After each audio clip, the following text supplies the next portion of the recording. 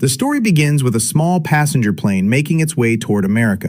Mid-flight, one of the passengers notices something strange and stops the flight attendant to ask why the route has suddenly changed. The attendant explains calmly that the weather conditions on the original route are too bad to fly through safely. The pilot made the call himself and changed the path. The plane will now fly over the Amazon instead. Since there are only 8 passengers on board, nobody takes the announcement very seriously. People shrug and go back to their own thoughts. But a little while later, the entire aircraft begins shaking violently. The pilot looks at his instruments and immediately notices something wrong. The GPS system has stopped working completely. Not just the GPS, but the entire control panel has gone unresponsive. He tries to reach the base station, but there is no luck. The radio communication system is dead too. But the strangest part of all this is that the pilot seems to have already sensed that something was coming. Before the situation gets completely out of control, he somehow steadies himself enough to pull out his phone and record one final video. In that recording, he says that this plane is carrying secrets, things he noticed before he even boarded, things that made him feel deep down that something terrible was going to happen. He did not say anything then, but he is saying it now. The plane begins dropping fast. Through the cockpit window, there is nothing but thick jungle and tall mountains. The pilot makes a desperate decision. He uses the branches of the massive trees below to slow the aircraft down, trying to reduce the impact of what is coming. It works, just barely. The plane skids and tears through the jungle for what feels like several kilometers before finally coming to a stop. Almost everyone survives. The one person who does not make it is the flight attendant. She was not wearing her seatbelt and died on impact. The rest of the passengers, shaken and disoriented, begin gathering their senses and stepping out of the wreckage. They confirm quickly that apart from the flight attendant, nobody else has serious injuries. Then, 2 passengers rush to the cockpit to check on the pilot. What they find there stops them cold. Several thick tree branches have driven completely through the pilot's chest. Somehow, impossibly, he is still breathing. They work carefully to shift the seat around him so he can breathe properly. Then from outside comes the sound of fire catching on the plane's exterior. Everyone bolts out and starts working together to put it out, because if the plane burns, they have nothing to shelter in when the rain and the dark come. Eventually, they get it under control. With the immediate danger managed, all 8 passengers sit together and take stock of the situation they are in. The route was changed over the Amazon, but which part of the Amazon? Nobody's phone has any signal. Without a satellite phone, contacting the outside world from this jungle is practically impossible. The forest stretches for hundreds of miles in every direction. Walking out on foot is not a real option. And the worst part is that nobody in the outside world even knows this plane came down here. No rescue team is going to come looking. A man named Jack suggests they all introduce themselves. If they are going to figure out how to survive this together, they need to understand who they are dealing with. Jack goes first. He is an insurance investigator. His job is to catch people committing insurance fraud. He was wrapping up a case and heading home to America. The second passenger is Kevin, a doctor. He explains that after years of practicing medicine, he shifted into the medical equipment business, and that is what he was traveling for. Kevin examines the pilot and quickly determines that his vocal cords have been damaged. That is why he cannot speak. But he is also the only person who might be able to help them get out of here. Keeping him alive is critical. Kevin is asked if he can perform surgery. He refuses immediately. Out here, with no proper equipment and no anesthesia, surgery would more likely kill the man faster. They decide the best option is to let the pilot rest and hope his condition stabilizes on its own. Third is Christy, who describes herself as a travel blogger, someone who roams the world, films herself doing it, and posts everything on social media. When pressed about her past, she politely refuses to say anything further. Fourth is Carlos, a wrestler from Mexico, on his way to compete in a fighting tournament in America. Then there is a young couple, Danny and Amy. They say they just got married and are heading to America for their honeymoon. And the last 2 are a middle-aged couple, David and Lisa. They run a small hotel in an American town, but were traveling for David's heart surgery. With introductions done, Jack takes charge of the first practical problem, supplies. He suggests they gather every bit of food and water from the plane and ration it carefully so they know how long they can realistically survive. They search the aircraft and find enough for maybe 3 days at most. Jack also points out that if a storm hits, they will need the inside of the plane for shelter, so the flight attendant's body needs to be moved outside and kept somewhere away from the aircraft. Everyone agrees and gets to work. The biggest question still hangs over all of them. How do they get out? Jack and the others go to the pilot's side and ask him directly if there is a satellite phone anywhere on this plane. Beyond that, they ask how this happened and why the plane went off route without bad weather, and why everything failed at once. The pilot tries to say something. You can see in his face that he knows something important, something he needs to tell them, but with his voice gone, he cannot get the words out. He makes gestures and tries to signal something, but no one understands. Back outside, Lisa distributes small portions of food and people eat quietly. It is the first moment of something resembling calm. Then Christy looks up at a tall mountain nearby and says that if they climb up there, maybe someone's phone will get a signal. It is worth trying, but by this point, the sun is already going down. They decide to go at first light and rest for now. Then the pilot's condition suddenly worsens, noticeably and rapidly. Kevin watches and understands. If nothing is done right now, this man is going to die anyway. He changes his mind. He tells the group he will attempt the surgery with whatever they have right here. Whether the pilot lives through it depends on luck. The group scrambles through the wreckage looking for anything usable. A vegetable knife, alcohol, and a few small tools. Barely enough, but it has to be enough. Kevin begins the procedure without anesthesia. The pilot writhes in terrible pain, but somehow the surgery goes better than anyone had any right to expect. Kevin steps back and says that if the pilot rests through the night, there is a real chance he will be in better shape by morning. Nobody could have guessed what was going to happen during that night. While everyone sleeps outside under the wreckage, a figure in dark clothing moves silently toward the injured pilot. The figure places a hand firmly over his mouth and holds it there. Within seconds, the pilot is dead. When morning comes and everyone wakes up, they find him gone. Not recovering. Dead. The whole group is stunned. Just last night after the surgery, his condition had been improving. He was on the verge of being able to tell them something important. Kevin examines the body carefully and says there is no sign of infection. His death was not caused by his injuries. Something else happened. People begin talking in anxious voices. They should have had someone watching him through the night, but it is too late for that now. Eventually, they convince themselves that maybe his injuries were worse than they appeared, and he simply did not make it. They move his body to rest near the flight attendants, under a tree, in the hope that if a rescue team ever finds this spot, both bodies can be returned to their families. Nobody notices, in the commotion, that the pilot's phone has slipped from his jacket pocket and landed on the ground. Nobody except Danny, who quietly picks it up without a word. When Amy asks him about it later, he tells her to say nothing to anyone. He does not trust anyone anymore. Later, when he is alone, Danny goes to the pilot's body and cuts off one finger to use the fingerprint to unlock the phone. He is not proud of it, but he needs to know what is on it. Meanwhile, away from the others, Lisa is quietly talking to her husband David. She tells him she does not believe the pilot's death was natural. Before becoming a hotel owner, she worked as a nurse, and she once watched a patient die from suffocation. The pilot's face had gone the same color, turned that same shade of dark. Someone deliberately cut off his air. But she has not said this to the group because it is obvious that if someone killed the pilot, that person is one of the 8 of them.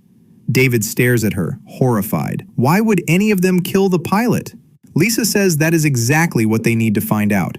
From now on, they trust nobody but each other. Then she gets the sudden, quiet feeling that someone nearby is listening to them.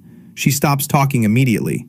On the other side of the camp, Christy finds Amy and says directly that she knows Danny and Amy are not really on a honeymoon. Amy eventually gives in and tells her the truth. She is the daughter of a wealthy businessman.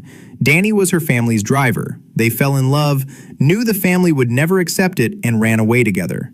Christy understands. They kept the honeymoon story to avoid drawing suspicion, and she does not press further. Then Carlos comes back with something that actually gives everyone a little hope. While going through the wreckage, he found a GPS device.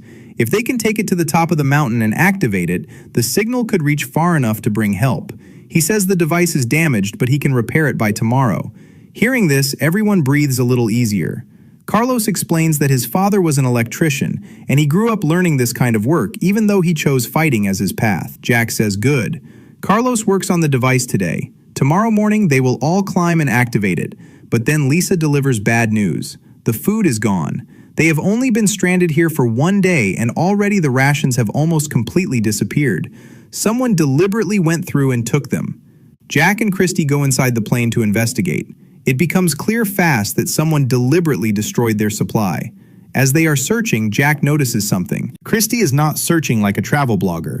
She is thorough, methodical, and professional. He calls her out on it. She sighs and tells him the truth. She is actually an investigative reporter, someone who travels the world to expose criminal networks and gangs. She kept her real job secret because if any of the passengers turned out to be dangerous, she did not want to be a target. So everyone in this group was hiding something about themselves. With food running low, the group leaves Carlos behind to keep fixing the GPS, and the rest set out into the jungle looking for food and water. Along the way, they come across some mushrooms, a bright and vivid blue. Christy immediately recognizes them. She has seen these before in her reporting work. They are highly toxic. A person who eats them could be dead within hours. She warns everyone not to touch them. Then she adds that mushrooms like this usually grow near moisture, which means there should be a significant water source somewhere close. Sure enough, a little further on, they find a pond. The water is not clean, but they can work with it. Before they can figure out a plan, a gunshot rings out from behind them. Everyone spins around in panic. They run back toward the sound and find David standing there with a rifle, a monkey dead at his feet. He explains that if they are going to survive, they need to eat. He and Lisa had the gun the whole time, but had not mentioned it because they did not want to scare anyone. Lisa says they just did not want to create fear, that is all. Nobody pushes back. They cook the monkey together over a fire and eat. Christy and Jack figure out a way to purify the pond water. Tonight, at least, the problems of food and water are solved. Amy cannot bring herself to eat the meat. David takes her portion so it does not go to waste, eating it on top of his own. After dinner, Jack asks whether anyone else is hiding something dangerous, weapons, devices, or anything. Carlos opens his bag and shows them just his fighting mask, which represents his identity as a fighter. He says tomorrow they activate the GPS and get help. There is nothing to be afraid of tonight. But that night, while everyone sleeps, David falls gravely ill, and in the dark jungle nearby, a figure is watching. The same figure that has been watching all along. They pull out a satellite phone they have been hiding the whole time, and call someone. A girl answers. The figure tells her that the plan is going exactly as it should, and they are going to move faster now. Someone among these 8 passengers has a satellite phone, knows exactly what they are doing, and has been running this from the start. The question is not just who, but why. When morning comes, everyone wakes to the sound of Lisa crying. David died during the night. Kevin examines him and finds foam at the mouth, classic food poisoning. Someone mixed those toxic blue mushrooms into his food. Lisa explodes. She turns on the whole group, screaming that someone here is killing them one by one. Then she finally says what she kept back before, that the pilot's death was not an accident either. She knew it. She did not say anything because she did not want everyone tearing each other apart, but she told David, and she had the feeling someone was listening when she did. Whoever heard her killed David to stop him from getting too close to the truth. The whole group goes cold. They piece it together. When they walked past those mushrooms in the jungle, someone quietly pocketed a few without anyone seeing. That night, they slipped the mushrooms into the food. David had eaten Amy's portion too, meaning the intended target might actually have been Amy. Now genuine terror sets in. If there is a killer among them, then everyone is in danger. And the crash was not an accident. The route change, the total systems failure, the one-by-one deaths. This is a plan. Someone made this happen, but none of them can work out why. These 8 people were strangers to each other. What could any one of them possibly want from the others badly enough to do all of this? Trust collapses completely. Everyone separates. They move apart and try to stay away from each other. Danny shows Amy the pilot's phone. On it is the pilot's final video. He says clearly that the plane was deliberately brought down. Something was being smuggled on board. Danny and Amy show it to the rest of the group. Now everyone believes it. This is not just about survival anymore. Something much bigger is going on. Carlos announces that he has finished fixing the GPS device. All they need to do is get it to the top of the mountain and activate it. But with a killer among them, no one wants to go up together, and no one wants to be left behind either. Eventually, Jack says he will stay at camp. Carlos, Kevin, and Christy will take the device up to the mountain. The three of them set off. On the way up, Carlos is chewing gum. Christy notices the wrapper. It is from the food that was stolen. Carlos took it. She does not say anything yet. She just keeps her eyes on him and quietly takes the GPS device from him and holds on to it herself, just in case. Hours of hard climbing later, they reach the top. Then Christy's foot slips at the edge. She goes over the side and is left hanging, dangling from the mountain's rim. The GPS device skids to the very edge too. With her life on the line, she makes a split-second choice and grabs the device first, securing it before she grabs for a hold herself. Carlos and Kevin throw themselves down and haul her up with everything they have. She survives. The device survives. In that moment, something shifts between the three of them. If any one of them were the killer, they could have let the others fall just then. Instead, they all chose to save each other. It is not proof, but it feels like something. Carlos installs the device. Kevin checks his phone one more time. Still no signal. The GPS is their only shot. A little while later, Carlos confirms it. The device is active. Its signal is broadcasting. If they are lucky, a rescue team should reach them within the next day. They head back down as the sun goes low. At camp, the remaining 4 people have been sitting in uncomfortable, suspicious silence. Nobody speaking and nobody trusting. Lisa is holding her gun, keeping Jack at a visible distance. Danny snaps at Amy over something small. Amy looks at him and wonders, for the first time, whether running away with him was a terrible mistake. She knows almost nothing about his past. She fell in love and followed him without questions. Now people are dying around her. Danny sees the look on her face and shouts at her, telling her that if he had not been there, she would already be dead. It is true, but the way he says it frightens her. She has never seen him like this. The 3 return from the mountain and tell everyone the GPS is working. If things go right, rescue arrives tomorrow. That night, everyone eats in near silence. Every person at that fire is thinking the same thing. Just get through tonight. When everyone falls asleep, Carlos stays up alone to train. He is obsessive about it. Even now, even here, the competition matters to him. That is actually why he stole the food. He did not want his diet disrupted. He shadowboxes in the dark, moving quietly, when he notices something. A figure in black is standing in the shadows across from him, wearing Carlos's own fighting mask. Before he can process it, the figure lunges. A knife flashes. Carlos is dead before he hits the ground. Morning comes. Carlos is gone. Jack suggests splitting up to find him. Kevin stops everyone. If the GPS worked, rescue should have arrived by now. Something must have happened to the device.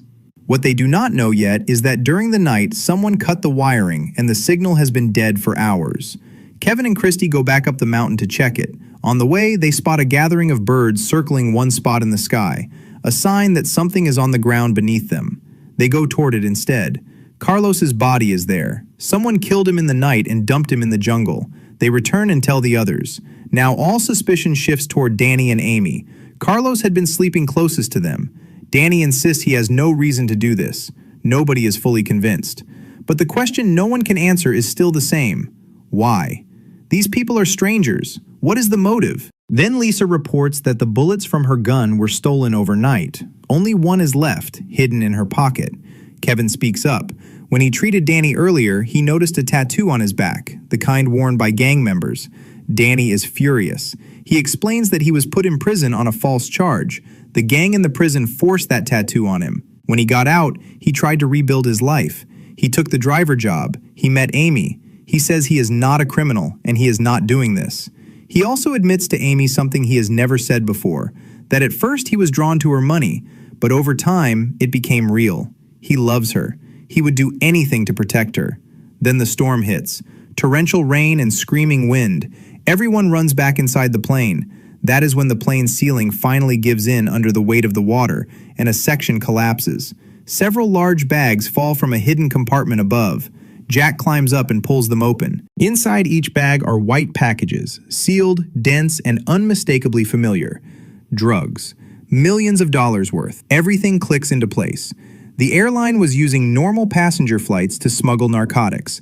That is probably why the tickets were so cheap. The route was changed over the Amazon, somewhere remote enough that if anything went wrong, it would go wrong far from anybody who mattered. Danny, who has spent time around criminal networks, immediately recognizes what this kind of operation looks like. He says someone found out about the smuggling. The plane was deliberately crashed into this jungle so that whoever was here could secure the cargo. That is what this has always been about, the drugs. The killer is not here for any of the passengers. They are here to retrieve the shipment. But that still does not explain everything. If the goal is just the drugs, why keep killing people one by one? Amy panics and runs out of the plane into the rain. Danny chases her. Kevin says no one should be alone outside right now. Lisa grabs her gun and goes after them. In the dark and the downpour, with nothing visible and nothing audible, the killer closes in on Lisa. Multiple stab wounds. She tries to pull off the mask. She does not make it. Lisa dies in the jungle, with the rain washing everything away. By morning, 5 are gone. The group finds Lisa and falls apart entirely. Every remaining person looks at every other with open, unconcealed fear. Then Christy raises her weapon and points it directly at Jack. She says she searched his bag and found the stolen bullets from Lisa's gun. She also found a satellite phone. Jack. The phone has a passcode that nobody can unlock. Jack is the killer. Jack protests. Yes, he took the bullets, but he explains that he believed Lisa herself was the killer, and he took them to protect the group. The phone is not his. Someone planted it in his bag to frame him. Christy does not lower the gun. Kevin says to keep Jack alive. If they kill him and the phone is his, they will never get the code and never call for help. So they tie him up, and Kevin is given the job of getting the truth out of him. Kevin goes in and asks again for the code. Jack says again that he does not know it. Kevin starts pulling out his fingernails one by one. Meanwhile, Christy, Danny, and Amy go up the mountain to check the GPS. The wiring has been cut. Christy reconnects it as fast as she can. The device comes back online. Their location starts broadcasting. In America, people have been searching for this missing plane for days. The signal reaches them. But there is a problem. The location is in a part of the Amazon that falls outside American jurisdiction. The airline itself is not American registered. The U.S. military cannot go directly. But a government investigator named Claire is already digging into the airline. She has shown up at their offices, demanding answers because a plane went missing days ago and the company told nobody. The airline manager, a woman named Cora, smiles and says the crash happened outside American territory. Only the Mexican army can act there. Then comes the revelation. Claire is not just a government investigator. She is Jack's wife. Jack was on that plane as part of a covert operation, investigating the airline's drug trafficking network. Everything that is happening makes sense now in a completely different way, which means Jack cannot be the killer. But the people in the jungle do not know this yet. Back in the jungle, Christy goes to Jack alone while the others are distracted. She listens to what he says. He tells her that if he were really the killer, he would not have taken just the bullets. He would have taken the whole gun. He could have killed everyone by now if that was the plan.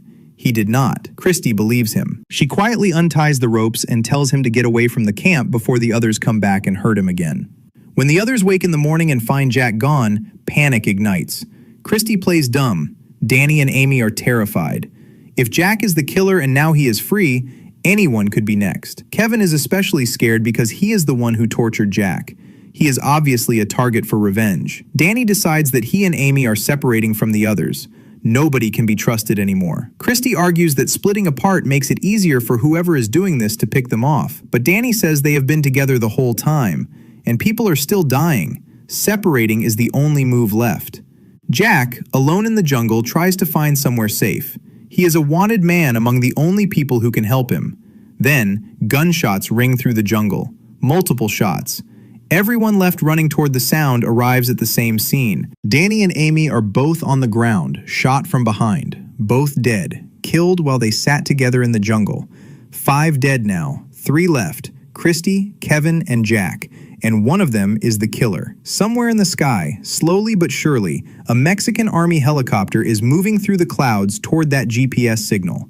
It will not be long now.